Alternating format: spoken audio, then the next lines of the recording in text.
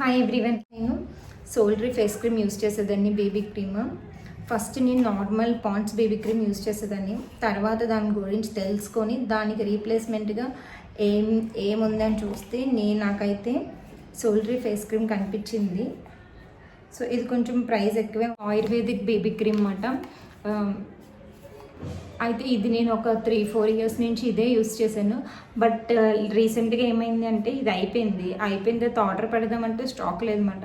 So stock లేదని చెప్పేసి ఇంకా అలాగా రాయకుండా ఫేస్ అంతా అంటే అలవాటు అయిపోయింది కదా ఏదో ఒకటి రాసుకోవడం. సో అందుకని చెప్పేసి ఇంకా దీనికి రీప్లేస్మెంట్గా ఇంకోటి చూశాను.